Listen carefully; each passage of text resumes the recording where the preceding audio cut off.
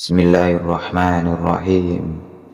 Assalamualaikum warahmatullahi wabarakatuh. Sahabat Isra Official yang dirahmati Allah, kali ini kami akan menceritakan kisah barisan menuju Uhud. Namun sebelum melanjutkan videonya, silakan subscribe dan tekan tanda loncengnya.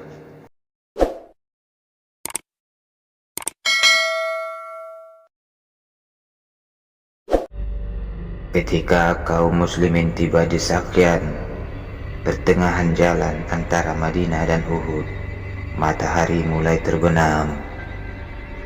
Setelah Nabi memeriksa semua pasukan, Bilal menyerukan azan dan mereka salat bersama. Setelah itu, mereka menemui 8 anak muda yang berharap bisa turut ke medan perang. Di antaranya anak Zaid, Usama, dan anak Umar, Abdullah. Keduanya baru berusia 13 tahun. Namun Nabi menyuruh mereka segera pulang. Akan tetapi mereka protes, dan kaum Ansar meyakinkan Nabi bahwa pemuda berusia 15 tahun itu adalah pemanah yang lebih unggul daripada pemanah yang lain yang lebih tua.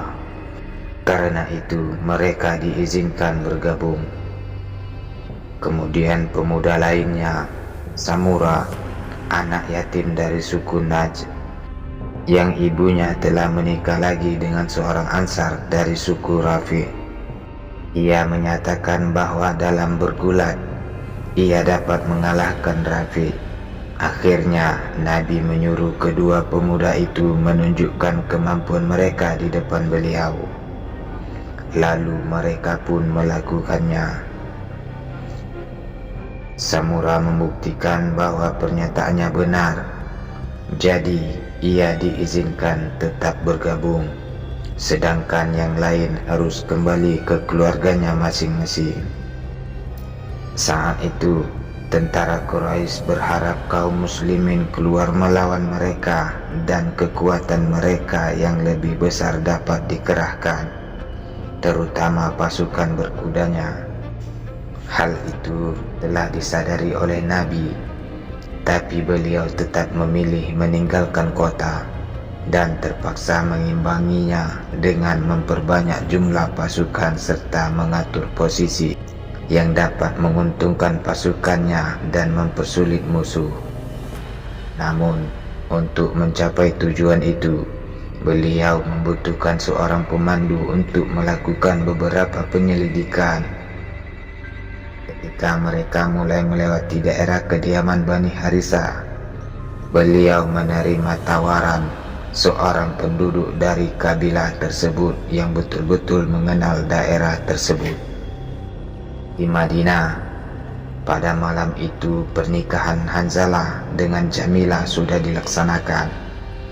Dalam tidurnya yang sebentar, Jamilah bermimpi melihat suaminya berdiri di pintu depan surga, dan pintu itu terbuka untuknya.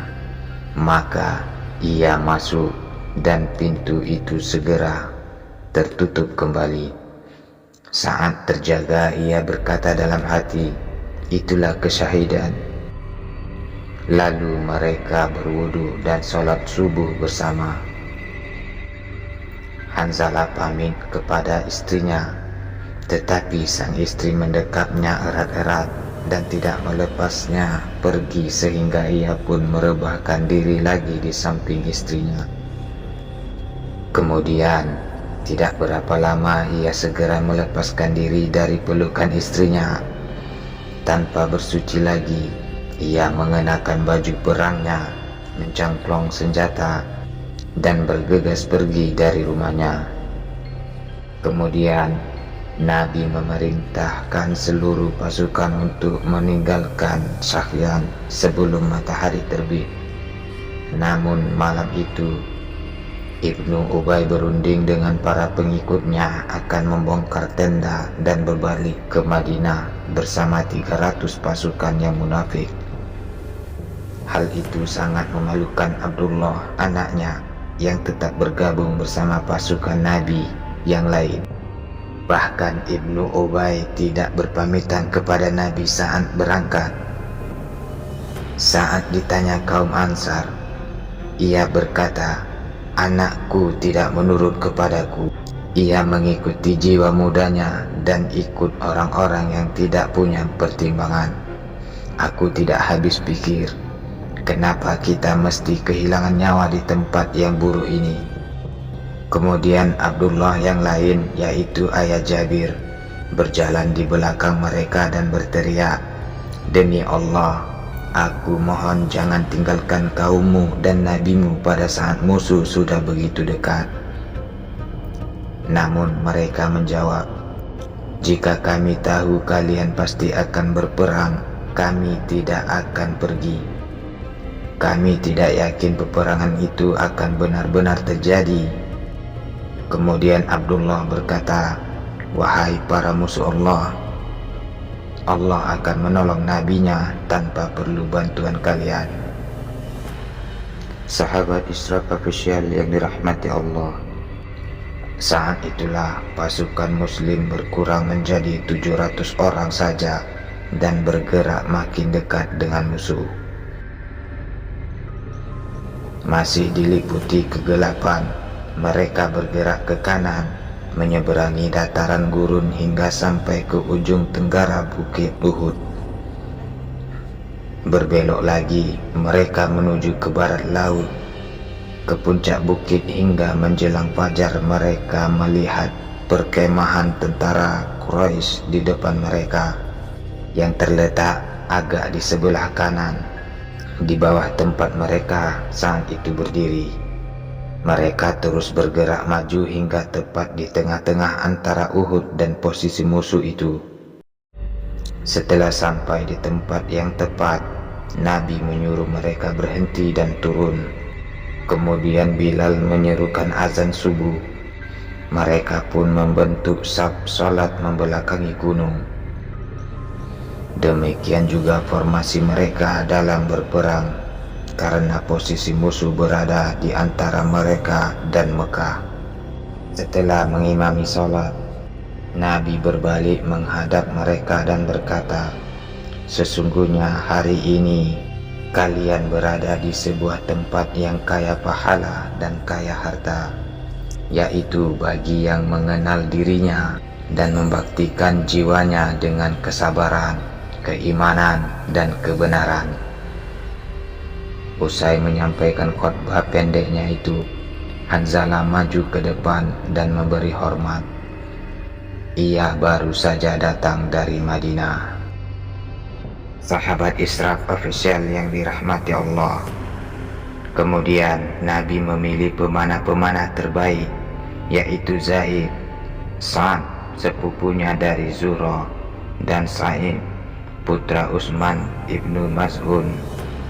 Sementara itu beliau juga memerintahkan 50 tentara untuk menempatkan diri di atas bukit, agak ke kiri dari pusat kekuatan utama. Di sana beliau menempatkan Abdullah ibnu Jubair dari Aus dan memberi komando, "Hujanilah pasukan berkuda musuh yang hendak menyerang kami dengan panah-panah kalian. Jangan biarkan mereka menyerbu kami dari belakang. Bagaimanapun gencarnya serangan, bertahanlah dan jangan tinggalkan tempat ini. Jika kalian melihat di antara kita merampas harta musuh, jangan coba ikut-ikutan. Jika kalian melihat kami terbunuh, jangan berusaha untuk memberi pertolongan." Setelah mengenakan mantel baja, Nabi mengacungkan sebilah pedang sambil berkata, "Siapa yang sanggup memenuhi syarat memegang pedang ini?" Tiba-tiba Umar maju mengambil pedang itu, tetapi Nabi menolaknya dan berkata lagi, "Siapa yang sanggup memenuhi syarat memegang pedang ini?" Kemudian Zubair berkata bahwa ia akan mengambilnya, tetapi sekali lagi Nabi menolaknya dan mengulangi pertanyaan untuk ketiga kalinya. Kemudian Abu Dujannah dari Khazraj maju ke depan dan bertanya, "Apa syaratnya, hai Rasulullah?" Beliau menjawab, "Syaratnya, engkau harus bisa menebas musuh hingga mata pedang ini bengkok." "Baiklah, akan kuambil dan kupegang syaratnya," kata Abu Dujana. Maka Nabi memberikan pedang itu kepadanya. Sahabat Isra Official yang dirahmati Allah, Abu Dujana adalah lelaki yang gagah, berani dan dibanggakan dalam perang. Serban merahnya sangat terkenal di kalangan orang-orang Khazraj. Serban itu dikenal dengan serban kematian. Jika ia mengenakannya seperti yang dilakukan saat itu, dililitkan di kepalanya, mereka tahu bahwa ia akan membantai pasukan musuh habis-habisan. Dan selama memegang pedang tersebut, tak seorang pun meragukan keteguhan tekadnya. Ia dengan sangat lincah menggerak-gerakkan pedang itu ke atas dan ke bawah. Menyaksikan hal itu, Nabi berkata, "Itulah gerakan yang dibenci Allah. Gerakan untuk menyelamatkan diri seperti sekarang ini."